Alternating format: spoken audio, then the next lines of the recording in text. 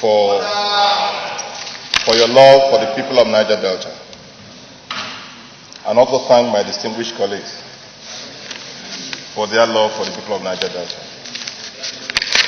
Mr. President, when I watched the Special Advisor to the President of Niger Delta, Itana, on TV a few days ago, he said that the law establishing NDDC was the first law in the history of our National Assembly where the President vetoed, where the President was vetoed by the National Assembly.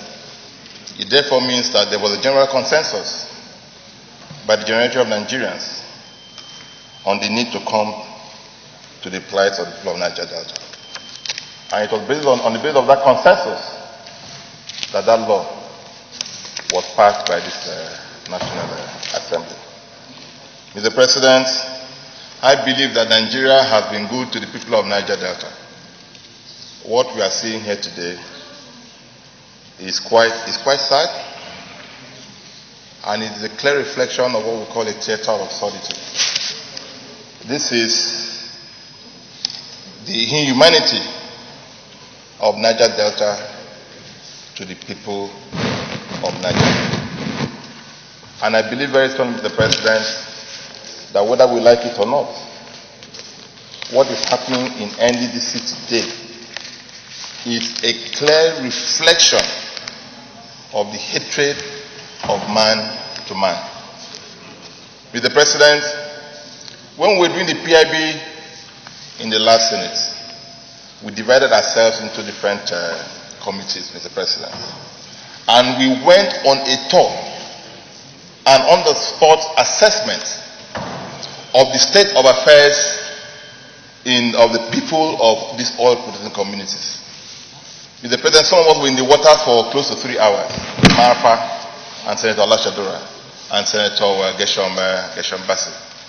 Mr. President, it beats your imagination that the air that they breathe in this area is different from what we breathe in Abuja or any other community. They live in squalors, no access to electricity, nothing. And here we are, you find a commission spending 1-point-something trillion in 3 or 4 years on lesser fever and all kinds of dubious and spurious transactions. Mr. President, my challenge is, I'm happy that the President has said that he's waiting for a report of investigation. This will be the first test, Mr. President, if he's sincere with the fight against corruption, which I know that he's very, very sincere. It is good to call a spade a spade. Mr. President, if you had watched the public hearing a few days ago, with the kind of contents in this report, why wouldn't the man faint? Why would the man faint? With the kind of contents in this report, the man was just asked, why did you pay 1.5 billion on palliative to staff? Staff that were at home doing nothing. Nothing. He said, no, it's not 1.5. It is only 1.3. What is the difference between 1.3 and 1.5? And that you have to pay yourself first before you pay others. And I will sit down and oversight NDDC and this is happening. It's not possible, Mr. President. Mr. President, I believe that as a Niger Delta, I don't believe that all hope is lost. It is good to do the right thing, no matter how late it is, than not to do anything at all. Posterity, I believe, will be fair to you if the right thing gets done now. Mr. President, if you look at the contents of this report, nobody can fault its contents. Nobody can fault its contents. The only issue I have with this recommendation is that it is not as strong as it should be. If you are saying somebody should reform money, it should be so clearly stated. And Senator Solomon has said something here. Mr. President, if we had allowed people to use their discretion in running NDDC the way they have run it down and out of purpose, then a time has come where we can also use the strength of the law to streamline the workings of NDDC. Nobody has talked about the master plan of Niger Delta. Nobody talks about it. I know when the last MD of Nsimaike came on screening, he was blabbing about master plan. But here we are. Once they are cleared from here, the next thing is they do whatever they like. When you sit down and you derive contracts of 2,000 pieces of contracts at 49 million naira, and it's so gone. Mr. President, we must also blame the National Assembly. We must also blame ourselves, because this is a clear case of lack of oversight. This is a clear case of lack of oversight, Mr. President. So we must also place some level of responsibility on the National Assembly. We have not done well as regards oversighting this agency. It is good to call a spade a spade. Mr. President, finally, Mr. President, I believe very strongly that the Speaker 2-3 days ago had said, listen, there was an accusation on the public hearing at the House of Assembly, at the House of Representatives. As the Senate, we must align ourselves with the position of the House of Representatives. The story out there is that this is National Assembly that does all the contracts in NDDC.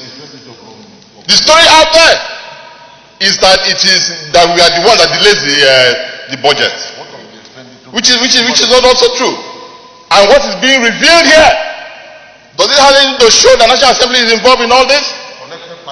Therefore, Mr. President, I know that since we were elected by the Nigerians, I know that we are the most criticized in this country. But you can see and you can imagine where staff who sits at home are paid 1.6 billion naira for just staying at home during COVID-19. If you look at the contents of this report, the President, the Interim Management Committee has spent more money in a period of pandemic where we are all expected to be at home than even the commission that once had a board itself. How can you explain this expenditure of 80 billion? 80 billion in 4 months of pandemic. How can you explain that? And you expect us to be happy with you? We cannot be happy. Therefore, Mr. President, it is better we say the right thing, no matter whose office is God. We must strengthen our oversight in this agency. We must review the law of NDDC. We must compel people to do what is right for the people of Niger Delta. If you don't set the record straight in NDDC, we have recently passed the Northeast Commission. So if you are not careful with NDDC now, this might snowball into Northeast. And I know that Southeast has come with their own commission. North Central has come with their own commission. Do we need to replace what is happening in the planet of Niger Delta in the rest of the commissions? Then we shut down Nigeria. Then let us do the right thing and get the right thing gets done. We are tired. We are tired, Mr. President. We are tired. A thorough work done and therefore their report. And for turning in their report timely for our consideration. Mr. President, I'm very sad today to be a member of this parliament and to be a Nigerian, because, Mr. President, we are leaders of a country. And we see this kind of report, these things happening. Mr. President, I'm sad because this should not be happening in this country. Particularly, this should not be happening to the region where this agency is charged to oversee. It's a region, just like the first speaker has said, that is the bedrock of our economy. It's a region where we have agitation. It's a region where we have insecurity. And despite that, we have the law, we have resources from several sources, and we can see how it is being used. It saddens one to see this is happening, and that nothing urgently is being done. In Asian countries, just like the first speaker said, people should be killed for doing this kind of thing, Mr. Speaker. And Mr. President, they should be killed. Because people are dying as a result of the consequence of their action, Mr. President. Mr. President, this is obvious corruption that one cannot see. Because, like It's not like what is here as a medical doctor, I cannot accept it. They talk about spending billions on Lassa fever. The Niger Delta region in Nigeria is not the region where we have the of Lassa fever. They talk about spending 3.something billion on COVID. COVID-19 epicenter in Nigeria is Lagos. COVID epicenter is Kano and Abuja. And this kind of money is not spent. What is the money being spent on, Mr. President? And when we look at it, obvious corruption. Breaking that, you want to buy kits. The procurement law is that thing should be bought, should be procured once, because it's the same kind of it. But you broke it down into 47 million to enable contract to be awarded. So, Mr. President, just like the last speaker, then several speakers have said, I want to urge that this report to be implemented by the President of Nigeria with immediate effect. The report has said the President needs to disband the IMC and constitute a board. And we should insist on this. Nigerians will insist on that. Mr. President, the report has said that the agencies does not have standard operating procedure for finance, for operations. This should be instituted by the board. And more importantly, the IMC, the minister claimed which we saw publicly, that there is forensic auditing going on. This report says nothing is going on. We have a system in the country. I'm a member of Public Account Committee. I'm very much conversant with the Office of the Auditor General. There's no need for any minister also appointing a forensic auditor. The Auditor General of the Federation is empowered to be able to advise the President, to be able to appoint reputable organizations to do that. And this, as commented by the report, should be what should be followed. Finally, before I submit as President, I read on page 17 of the report, where the committee stated that it is pertinent to state that some of the identified stakeholders whom the other committee had requested information and document from did not respond. This is unacceptable, Mr. President. We are aware of the law of the land. That's an act, the Privilege, the Parliamentary Privilege Act, and there's also the Constitution. As a parliament, I think we should start invoking the law appropriately. When we require information from any person or anybody for the purpose of our work as said by the law, where such is not being provided, anybody is tampering with our power, we should guide that power very well. The recommendation here did not put that in it, and I think we should be able to put that in the recommendation. And if there are important documents that the committee has not been able to obtain, we should invoke the necessary power to do that. Finally, Mr. President, the committee, the chairman of the committee did not highlight that, to state that he has put it out in the report that there are assertions of blackmail by NDDC against members of the National Assembly on the subject of procurement process. This must be investigation, and if found true, the practice must be stopped. It should be stronger than that when we are considering the report, Mr. President, because this is the public domain. Just like last speaker said, that not members of the National Assembly are beneficiaries of the contract, and I'm a member of this assembly in the past 1 year. I'm aware that we are not, and as such, we should strongly be able to put this to the public, that we are not contractors and we are not benefiting from any contract. This is in this report. This must be read to the public, and we must follow this through. Thank you, Mr. President, for the opportunity. Senator Ahmed Adamale. On the contents of the report, so I equally do the same. Secondly, Mr. President, we have seen very serious mismanagement on NDDC, and it is time for us to take serious action. It is not just enough for us to sit down here, debate the content of this report, and then we send it to the executive. We have to follow up and ensure that our recommendations are implemented to the letter. We have a committee charged with the responsibility of monitoring, the Niger Delta. And to me, something must have gone wrong. If all these infractions are happening and nothing has been reported to the Senate till we get this ad hoc committee report, then in its oversight. Mr. President, we have seen a lot of money being spent on things that are intangible. We expect Niger Delta to be almost the same development we do today, going by the amount of money that is being pumped into the Niger Delta. The 13% derivation is going into Niger Delta. Mr. President, the whole purpose of setting up the NDDC is to ameliorate the hardship being encountered by the people in the Niger Delta as a result of exploitation of oil. A ministry for Niger Delta was created by President Musa Yar'Adua to also assist in the development of the Niger Delta. Oil companies are spending so much money, but yet, Mr. President, when you go to Niger Delta, you don't see anything but poverty and misery, as Senator Ademi has said. So time has come when we should take drastic action to ensure that the resources of the Niger Delta is being used to develop the region. Mr. President, there is a lot of impunity, recklessness on the part of the officials of Niger Delta.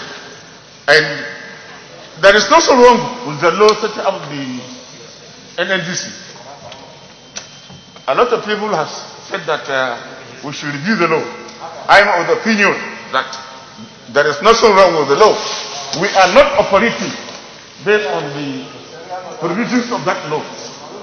We have seen a situation where the budget is being thrown away and discretion is being used. The officials of the NDDC are using their discretion to implement what they call the budget. The budget passed by the National Assembly is being thrown away. This is recklessness. No money should be spent by an official of a government unless if that money is being appropriated by the National Assembly. This is the provision of the Constitution, and we are not obeying it. As the chairman of the ad hoc committee has said, the budget is not being implemented. The officials of the NDDC are using their discretion to award contracts. We have seen a situation where more than 50 contracts were awarded on one particular item. The idea is just to circumvent the Public Procurement Act. This is a gross violation of that act, and we should take serious action on that. We should not take it lightly. So I know the opinion, Mr. President, this report should not just be discussed here. We should follow it and ensure that whatever recommendation we make are being implemented. This is the only way we can fight corruption. Otherwise, we will be paying lip service, and corruption will continue unabated. Thank you, Mr. President. Let me align myself with the previous speakers and to congratulate and commend the chairman of the committee, distinguished Senator Olubumi. Absolutely, we expected nothing less. The committee did a very wonderful job, and the expose in the report is quite instructive. Mr. President, distinguished colleagues, one of my colleagues said he is sad today. I think I will take the opposite. I'm happy today because this Senate has woken up and is living up to its commitment under the 9th Senate legislative agenda that we are going to take our job very seriously. We are going to take a different direction, and we are going to do things differently. And absolutely, to me, this is classical of that commitment. If you look at section 88 of the Constitution, subsection 2B, which says expose corruption, inefficiency, or waste in the execution or administration of laws within its legislative competence and in the disbursement or administration of funds appropriated by it. I don't think there is anything as classical as what has been done by this committee. To me, the spirit and letter of that provision of the Constitution has been brought to life by what the committee has done with this report. And I think going forward, it will be very, very fundamental that the Senate looks at this as a template, as a model, so that there are so many other segments of our laws or sectors of our economy that require this kind of thorough job to be done. And I think this is a wake-up call for all the various committees that are handling various sectors of our economy. Mr. President, distinguished colleagues, what is important for us to take note of is the fact that the laws have been put in place to guide our intervention, especially in this very, very important region of our country. And as it is being said, we have to ask ourselves, is the law definitely meeting the objective for which it was set up? I think the comments from most of the speakers show clearly that the people of the Niger Delta, the common ones, the poor people, the Mekunus, they are being shortchanged. And like distinguished Senator Albert said, this is man's inhumanity to man, where people are finding it very difficult to live the most basic of life, and then some people are coming to give contract on a disease that is not the major problem. I think it's really very sad, and definitely we must do something about this. Mr. President, distinguished colleagues, the other aspect that I would like us to take note of is the fact that the Niger Delta is known to us. Physically on the ground, we know what is there.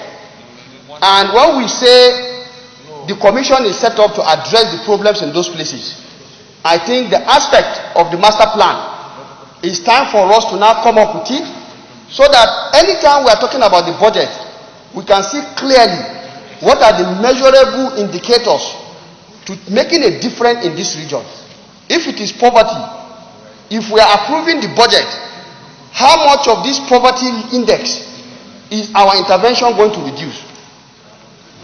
And I think this is what is lacking, and people are just doing whatever they like. So this is an intervention, and the intervention is on people.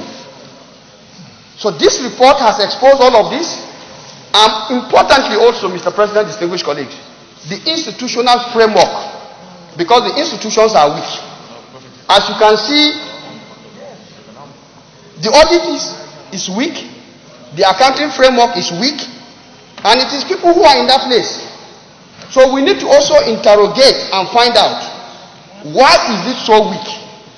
I think it is because perhaps some people are powerful and they can crush some other people who are given responsibility. So we need to find a way of protecting those who will be saddled with the responsibility, so that they can do their job without fear or favor. And this National Assembly, indeed the Senate, has a duty to make sure that whatever institutional framework that needs to be strengthened is strengthened to allow these things to happen.